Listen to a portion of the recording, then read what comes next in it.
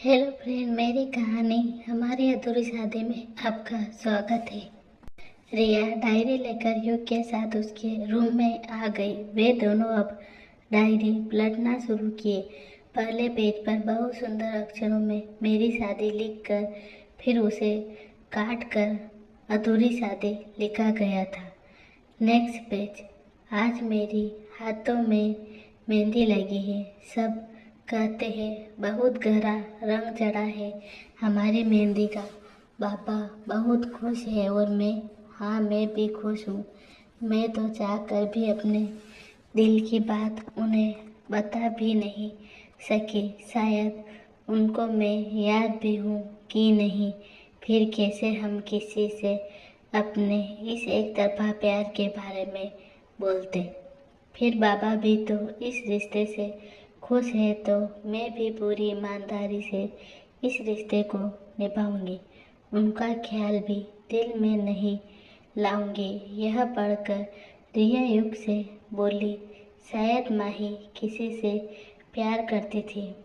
युग, हाँ लग तो यही रहा है, पर उसने मुझे कुछ नहीं बताया इसके बारे में। अच्छा चलो आगे पढ़ो। Next day. आज हमारी शादी है। बाबा बहुत खुश हैं। आज मुंबई से माँ, बाबा और युग भी आ रहे हैं। हम भी बहुत खुश हैं। आखिर माँ जो आ रही है। अम्मा के बाद माँ से ही तो हमें माँ प्यार मिला। बाबा बोल रहे थे शायद कार्तिक भी आने वाले हैं। समझ नहीं आ रहा था कि हम क्या बोले। Next page. आज हमारी शादी के 15 दिन हो गए हैं। हमें हल्दी भी लगी, हाथों में मेहंदी भी सजी और हमारी शादी भी हो गई। पर हल्दी मेहंदी किसी और के नाम की लगी, पर मांग में सिंदूर और गले में मंगलसूत्र किसी और के नाम का। शादी तय किसी और से हुई और दुल्हन बने हम किसी और की।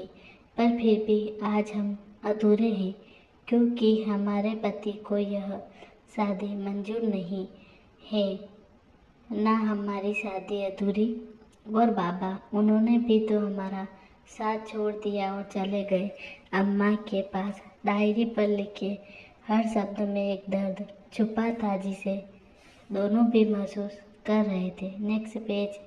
हमें तो समझ ही नहीं आ रहा कि किस्मत ने हमारे साथ। Next page. आज हमारे ससुराल में हमारी पहली सुबह थी और इसी सुबह ने हमारी जिंदगी में इंतजार का अंधेरा भर दी। कार्तिक जी हमारी शादी पर प्रश्न चिन्ह लगाकर वापस लंदन जा रहे हैं और माँ बाबा हमारी खुशियों को बर्बाद करने के लिए खुद को दोषी मान रहे हैं। हमें तो कुछ समझ ही नहीं आ रहा था कि हम क्या करें। जिन लोगों ने हमारी जिंदगी में खुशियाँ भरनी चाहिए, हम उन्हीं के दुख का कारण बन गए। हम इस गिल्ट में नहीं के साथ नहीं रह सकते। नहीं, हम इन लोगों को इस तरह दुखी नहीं कर होते देख सकते। इसलिए हमने ये फैसला लिया है कि हम उनके सामने कभी अपने तकलीफ़ों को जाहिर नहीं होने देंगे। और हमने कार्तिक जी के फैसले को सही ठहराते हुए उन्हें खुद से आज़ाद कर दिया और माँ बाबा को भी मना लिया कि हमें उनसे कोई शिकायत नहीं है। जब उन्हें ये शादी मंजूर ही नहीं तो फिर ज़बरदस्ती उन्हें इस रिश्ते में बांध कर रखने का क्या फ़ायदा। रिश्ते तो दिल से निभाए जाते हैं। Next page. घर वालों को तो समझा लिया, पर खुद को कैसे समझाऊं। आप तो चले गए हमारे लिए एक अधूरापन हमारे लिए छोड़कर। आखिर हमारी गलती क्या थी। हमने तो हमेशा अपने जीवन साथी के रूप में आपकी ही कल्पना की, पर आपसे दोबारा कभी मिल ही नहीं पाए। जो आपको कुछ बता पाते। फिर हमारे लिए एक रिश्ता आया जिससे बाबा बहुत खुश थे। उनकी खुशी को देखकर हम कुछ बोल ना पाए और उनकी खुशी को ही अपनी खुशी मान लिया। पर हमारी किस्मत ने हमें आपसे जोड़ दिया। हम तो अभी कुछ समझने की ही कोशिश कर रहे थे कि बाबा हमें छोड़कर चले गए। अगर माँ, बाबा और युग नहीं होते तो शायद हम अपने आप को संभाल भी नहीं पाते। Next page. अभी अभी तो हमने अपने आप को संभाला था और आपने हमें एक ही झटके में बिखेर कर रख दिया। आपने हमारी शादी को मानने से ही इनकार कर दिया, मेरी गलती भी नहीं बताई और सजा सुना दी कि आप हमें अपने आसपास भी देखना बर्दाश्त नहीं कर सकते। आपने हमारे दिल को बहुत गहरी ठेस पहुंचाई है। पर आप परेशान मत होइए, हम रोएंगे नहीं, क्योंकि हमारे रोने से भले ही आपको कोई फर्क नहीं पड़ता हो, पर ये पूरा परिवार हमारे चेहरे पर हंसी देख कर ही खुश होता है। मैं अब खुश रहूंगी क्योंकि इन लोगों को मैं कोई दुख नहीं देना चाहती। Next page. हाँ, हम आपसे प्यार करते हैं, पर उससे भी ज़्यादा हमें अपना आत्मसम्मान प्यारा है। हम आपको अपने रिश्ते की दुहाई कभी नहीं देंगे, पर आपका इंतज़ार ज़रूर करेंगे। हम आपकी ज़िंदगी में शामिल होने की कोई कोशिश नहीं करेंगे, पर अगर आप हमें पूरे सम्मान के साथ अपनाना चाहेंगे तो हम ज़रूर आपकी ज़िंदगी में शामिल हो जाएंगे। हमें आपका प्यार तो चाहिए, पर पूरे सम्मान के साथ। ये सब पढ़ते पढ़ते रिया भी रोने लगी। युग भी इन सारे शब्दों में छुपे दर्द को बहुत ही शिद्दत से महसूस कर रहा था। माही भाई को प्यार करती है और मुझे कभी नहीं बताई, युग गुस्साते हुए बोला। रिया उसे शांत करते हुए बोली, माही अपने दर्द को तुम सबसे छुपाना चाहती है ताकि तुम लोग परेशान न हो, इसलिए अभी गुस्सा होने की जगह उसकी भावनाओं को समझो। कभी ऐसा ना हो कि वो और भी हर्ट हो जाए। युग भी उसको बातों को समझते हुए स्थिर हो गया। रिया खड़ी हो गई। चलो पहले हम उससे बात करते हैं। युग भी खड़ा हो गया और बोला, हाँ चलो। दोनों माही के कमरे में आ गए। माही कबर्ड में कपड़े सेट कर रही थी। उन दोनों को देखा तो बोली, आ गए तुम दोनों लव बर्ड। पर वो दोनों कोई जवाब नहीं दिए तो माही चौंक गई। कुछ हुआ है क्या तुम दोनों में जो इस तरह मुंह लटकाए हुए हो? इस पर युग बोला, तुमने मुझसे भी छुपाया। माही नासमझी के अंदाज में बोली, क्या छुपाया है? अब की बार रिया बोली, इस तरह नासमझ बनने की कोशिश मत करो, हमें सब पता चल गया है। माही, क्या पता चल गया है? कुछ बोलोगे तब ना हम समझेंगे। युग माही का हाथ पकड़कर उसे बैठाते हुए बोला, तुम तो मुझसे कभी कुछ नहीं छुपाती थी, फिर इतनी बड़ी बात क्यों नहीं बताई? माही, युग आप दोनों क्या बोले जा रहे हैं? सच में हमें कुछ समझ नहीं आ रहा है, परेशान सी आवाज में बोली। तब रिया ने उसके आगे वह डायरी रखते हुए बोली, माही एटलीस्ट युग को तो एक बार तुमने बताया होता। माही सब समझ गई कि इन लोगों ने उसकी डायरी पढ़ ली है। वह धीरे से बोली, सॉरी युग। युग, माही तुमने मन से मुझे अपना भाई नहीं माना ना, तभी इतनी बड़ी तकलीफ अपने ही मन में छुपा कर रख लिया। इस पर माही तड़प उठी, नहीं युग, ऐसी बात नहीं है युग, तो फिर कैसी बात है, मुझे बताओ। माही एक गहरी सांस लेकर बोली, हम नहीं चाहते थे कि हमारी वजह से आप लोग दुखी हो।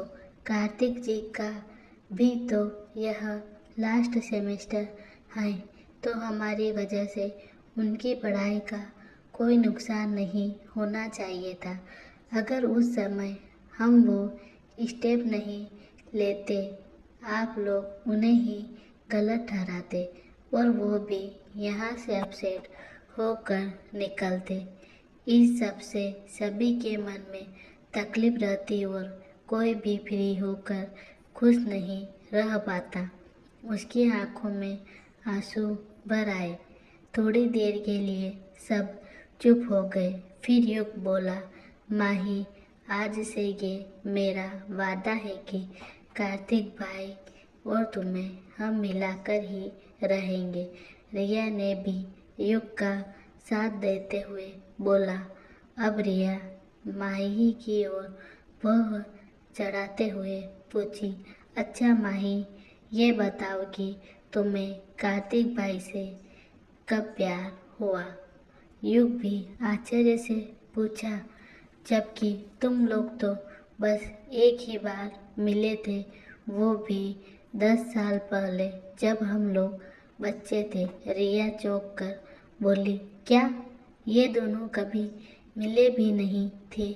युग, हाँ, क्योंकि भैया तो शुरू से ही हॉस्टल में रहते थे। वे तो बस साल में एक बार ही आते थे, दिवाली पर। लखनऊ तो केवल मैं ही मोम डैड के साथ जाता था। फिर अचानक से कुछ याद करते हुए बोला, 2 साल पहले भी जब तुम अंकल के साथ आई थी तो उस बार भी तुम लोग के आने से कुछ देर पहले ही भाई निकल चुके थे। माही धीरे से मुस्कुरा दी। अब रिया और युग माही से यह जानना चाहते थे कि वह कब और कैसे कार्तिक से प्यार करने लगी, जबकि वे दोनों शादी से पहले तो मिले भी नहीं थे। माही बताना शुरू की, कार्तिक जी केवल एक ही बार लखनऊ आए थे। उस समय हम 10 साल के थे। उस समय युग और हमारी बनती नहीं थी। ये हर वक्त हमसे उलझते रहते थे। मेरे खिलौने भी तोड़ दिया करते थे।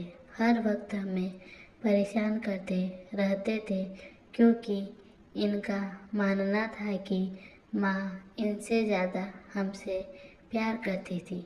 इस पर जब हम रोने लगते तो कार्तिक जी हमें चुप कराते थे और समझाते थे कि युग नादान है और हम समझदार है।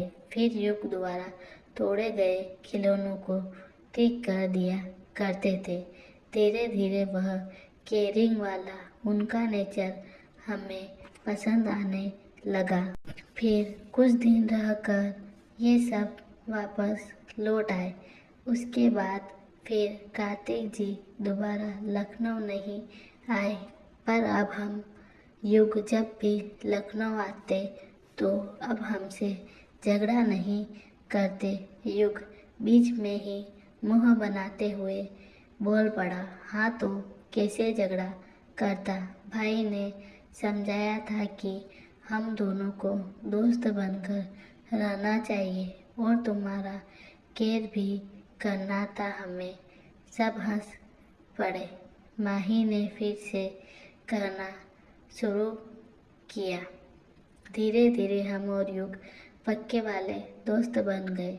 और एक दिन इन्होंने हमें फ़ोन करके कहा कि रक्षाबंधन के दिन मेरे सारे दोस्त मुझे चिढ़ाते हैं कि हमारी कोई बहन नहीं है, इसलिए हम राखी नहीं बंधवाते हैं। इसलिए अब से हर साल तुम मुझे राखी बांधोगी। पहले तो हमें बहुत हंसी आई इनके डांटते हुए कहने के अंदाज से, फिर हम भी मान गए। हमारा भी तो कोई भाई नहीं था और इस तरह हमारी दोस्ती भाई बहन के प्यारे से रिश्ते में बदल गई। रिया एक्साइटेड होते हुए बोली, तो क्या तुम बचपन से ही कार्तिक भाई से प्यार करती हो? माही, नहीं, उस उम्र में भला कोई प्यार को कैसे समझ सकता है। हाँ, वो अच्छे लगते थे। फिर धीरे धीरे जब हम बड़े होने लगे, हमें युग से उनके बारे में सुनना अच्छा लगने लगा। हमें नहीं पता था कि वह यह क्या है, पर जब कोई प्यार मोहब्बत या शादी जीवन साथी जैसी बात करता तो हमारे मन में कार्तिक जी की छवि उभर आती। हम उनके ही जैसे जीवन साथी की कल्पना करते। युग आपको याद होगा कि 2 साल पहले जब हम अपने बाबा के साथ यहाँ आए थे और आपको लगता है कि हम कार्तिक जी से नहीं मिल पाए थे क्योंकि हमारे आने से पहले ही वो लंदन के लिए निकल गए थे। पर सच्चाई यह है कि हम उस दिन कार्तिक जी से मिले थे। अब तो युग उछल पड़ा। इम्पॉसिबल। जहाँ तक मुझे याद है, तुम्हारे आने से पहले ही भाई एयरपोर्ट के लिए निकल चुके थे। क्या बताओ यार, मैंने भाई को रोकने की कितनी कोशिश की पर वो नहीं रुके। मैं भाई को तुमसे मिलवाना चाहता था, अफसोस जाहिर करते हुए बोला माही। वो लौट कर आए थे, उनका कुछ सामान छूट गया था उसे लेने के लिए और अचानक से हमारा उनका सामना हो गया। पर अफसोस, उन्होंने तो एक बार भी हमारी ओर देखा तक नहीं। ऊपर अपने कमरे से अपना सामान लिया और फिर वापस चले गए। हम तो हमारे लिए तो जैसे वक्त ही ठहर गया। हम बस उसी वक्त में अटक गए जब हम उनसे टकराए थे। धीरे धीरे वो एहसास कब प्यार में बदल गया हम समझ भी नहीं सके। रिया खिंचते हुए युग से बोली, अरे यार, कोई प्रॉब्लम है क्या? तुम्हारे भाई में जो इतनी खूबसूरत लड़की से टकराए भी और पलट कर उसे देखा तक नहीं। कोई और होता तो वहीं अपना दिल हार चुका होता। युग रिया की ओर गुस्सा से देखा और फिर माही से बोला, तुमने मुझे यह सब बताया क्यों नहीं? माही सिर झुकाए हुए बोली, हम पहले उनसे अपने मन की बात शेयर करना चाहते थे, पर हम फिर दोबारा मिल ही नहीं पाए और इसी बीच बाबा ने हमारा रिश्ता भी तय कर दिया। हम बाबा को देखकर इस रिश्ते से मना भी नहीं कर पाए, बस चुप होकर रह गए।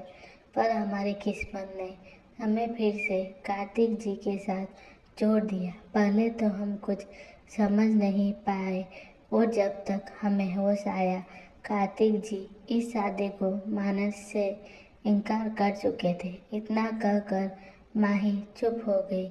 उसकी आंखें आंसुओं से भर गई। युग ने उसके आंसुओं को पोंछते हुए उसे अपने गले लगा लिया। रिया भी अपनी भीगी पलकों से बस उसे ही देखे जा रही थी। कुछ देर बाद माही खुद को नॉर्मल करती हुई युग से अलग हुई और बोली, अच्छा चलो अब सब सो जाओ, सुबह कॉलेज भी तो जाना है। फिर सब सोने चले गए। युग और रिया ने तय कर लिया कि वह माही और कार्तिक को एक करने की पूरी कोशिश करेंगे। इसी तरह दिन बीतने लगे। इस बीच करण भी माही की ओर अट्रैक्ट होने लगा।